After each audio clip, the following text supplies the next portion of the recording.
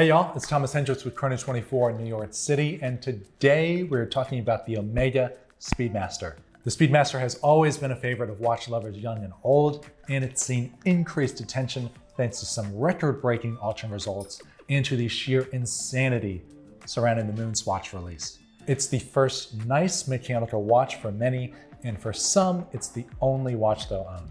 With that in mind, let's discuss some key points if you're considering purchasing a Speedmaster. There's even a slightly controversial one towards the end.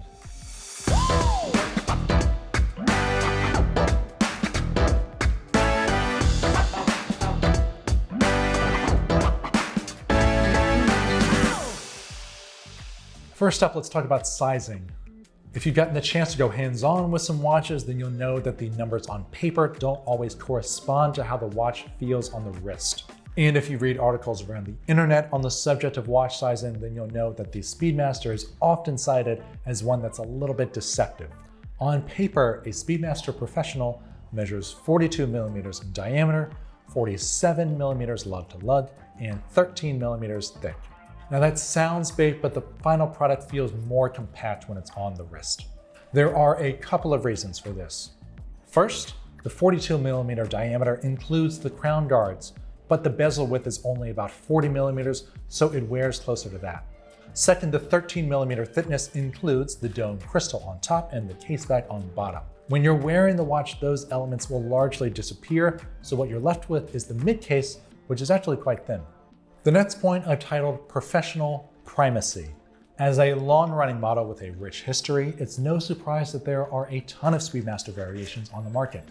These include the classic Speedmaster Professional, automatic variations like the Speedmaster Reduced, moon phase versions, calendar versions, Olympic Speedmasters, anniversary Speedies, some funky 1970s stuff, and much more. And like any model with a robust lineup, there is a bit of a hierarchy to be aware of. A former colleague of mine with rather strong opinions once said, and I quote, "An automatic Speedmaster is not a Speedmaster." I don't necessarily agree with that sentiment, but I would recommend starting your Speedmaster journey with the classic, manually wound Speedmaster Professional. With so many choices, it can help to begin grounded in the center before working your way out to the fringes. Plus, there are always people looking to buy pre-owned Speedmasters, so if you start with the Professional, you can sell it down the road without a challenge. Here's a quick point on Lume. Around 1997, Omega switched from Tritium to Luminova. This is a similar Lume timeline for Rolex as well, and it's important to keep in mind for two opposing reasons. If you value visibility in low light conditions, then choose a Speedy made after 1997. But if you love the warmth and character of vintage Tritium, then choose a Speedy before 1997. Let's talk servicing. Watches are machines, and machines need a tune-up every now and then. Robert Jan Brewer, founder and editor-in-chief of Fratello magazine, Mr. Speedy Tuesday, and the internet's foremost expert on Speedmasters, recommends getting them serviced about once every 7 years on average. If it's your daily driver and you're putting more miles on it, then you may want to have it checked out a little sooner. If it's one watch in a larger collection, then you can expand that 7 years to maybe 8, 9, or 10. The Speedmaster has been in production for over 60 years now, with countless references popping up along the way.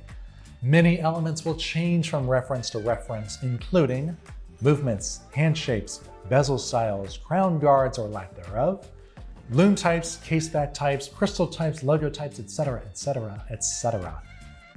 These are relatively minor differences at the end of the day, but since watch collecting is all about the details, it's helpful to know which combination you prefer most. And perhaps more importantly, it's helpful to know that the watch you're getting has the correct parts. This is especially true for vintage Speedmasters. This last point is going to be perhaps the most controversial one in the video, but yes, you can swim with a Speedmaster. If you follow watch meme accounts on Instagram, then you'll likely have seen a meme or 2 or 10 about the Speedmaster's lack of water resistance. Many think that the watch that went to the moon can't handle a casual swim. There is some truth to this, as I would not recommend swimming with a vintage Speedmaster, one with 30 meters of water resistance, or one that hasn't been pressure tested in the last couple of years. But modern Speedmasters have 50 meters of water resistance, which is considered safe for a dip in the pool. Just make sure not to use the pushers or crown when it's submerged. Otherwise, your Speedmaster might turn into a Seamaster. Now that that's settled, let's wrap this thing up. This has been a quick introduction into the main things to keep in mind if you're considering an Omega Speedmaster. There are, of course, points we did not get to, and we're all here to help each other out. So please drop some wisdom in the comments section below. I'm Thomas Hendricks with Chrono24. Be sure to like, subscribe, and as always, enjoy your watches.